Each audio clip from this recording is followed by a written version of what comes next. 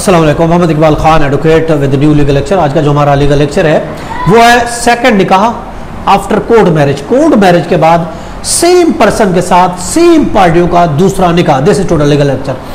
कि ऐसा है कि एक पार्टी ने कोर्ट के थ्रू शादी की, कोर्ट मैरिज की, और उन्होंने वो कोर्ट मैरिज अपने पेरेंट्स से छुपा कर रखी। बाद में उन्होंने रिश्ता भेजा, दूसरी पार्टी राजी हो गई, शादी के लिए रिश्ता देने पर राजी हो गए।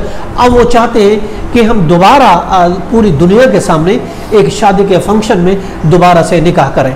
मगर मसला ये है, चूंकि हम तो पहले शादी कर चुके हैं, अब क्या होगा? हमने तो कोर्ट मैरिज आपस में पहले कर दी, अब दोबारा हम किस तरीके से करें?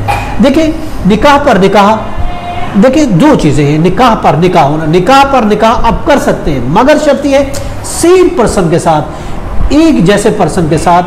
अगर एक सेम पर्सन है तो आप निकाह पर निकाह कर सकते हैं। कोर्ट आपके पास ऑप्शन है, चाहे 2 करें 3 करें, एक इंसान के साथ बार बार आप निकाह कर सकते हैं, मगर पार्टियां वही होनी चाहिए।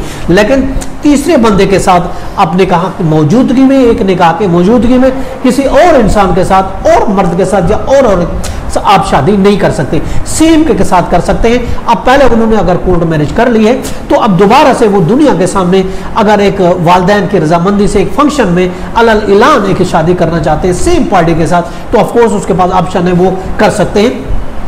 वो उन्होंने एहतियातन छुपा लिया था, मगर बाद में अब वो कहते हैं कि नहीं, अभी हमें पूरी दुनिया के सामने हमने करना। उस टाइम हमारे वालिदैन राजी नहीं थे, अब हमारे वालिदैन राजी, हमने एहतियातन ये निकाह कर लिया था, कोर्ट मैरिज कर ली थी, अब हमारे वालिदैन राजी हो गए। अब हमने जो एहतियातन निकाह वो भी हमारा किया हुआ है, वो भी रजिस्टर्ड। अब किस तरीके से हमारा रजिस्टर होगा? बड़ा मसला मसाइल, परेशान हो जाते हैं। देखिए, ऐसी कोई परेशानी वाली बात नहीं।